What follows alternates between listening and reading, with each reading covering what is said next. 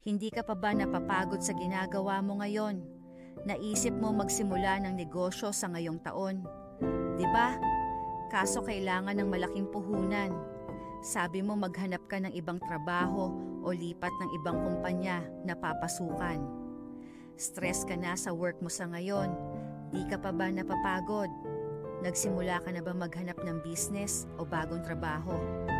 Kung hindi pa, ayos lang yan. Hindi ka pa huli. Pero baka kailangan mo munang pakinggan to bago ka magsimula para hindi masayang ang oras, pera at effort mo. Alam mo, ang daming online na pagkakakitaan ngayon.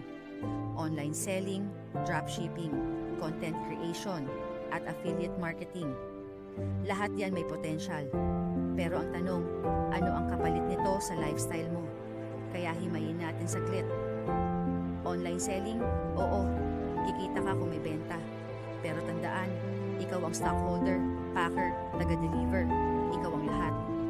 Minsan, may mga pihi kang buyer. Kaya kapag tumigil ka, tigil din ang kita mo. Gets? Ngayon, tingnan naman natin ang dropshipping. Maganda siya sa paningin kasi hindi mo kailangan mag-stock ng items. Parang automated. Pero sa totoo lang, ang daming kompetisyon.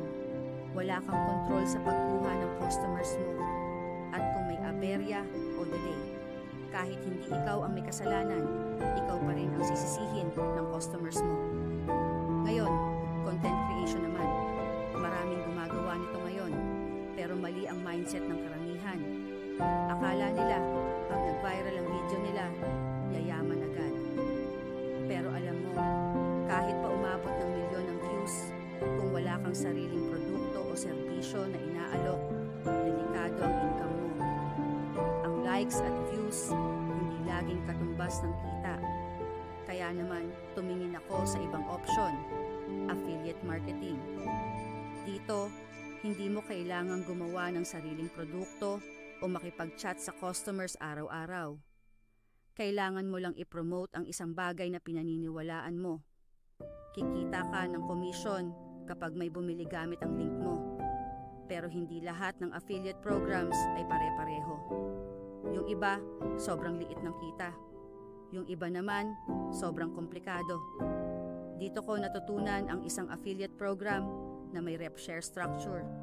Simple lang ang sistema nila. Tandaan mo lang ang 3 C's na isinishare ko sa'yo. Una, click. May mga ready-made videos at images na agad-agad mong magagamit sa pagpopromote. Hindi mo na kailangang magsimula sa umpisa. Ikalawang C, convert. May sales funnel at lead presentation na sila. Sila na rin ang nagpapaliwanag at nagpo-process ng orders para sa'yo. Kaya ang sistema natin ang nagbebenta para sa'yo. Pangatlong C, commission. Kapag may nagbayad, pasok na agad ang pera sa cashier.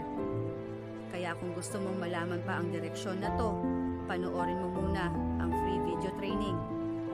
Walang hype, walang false promises. Totoong kaalaman lang. Kaya ito na ang susunod mong steps.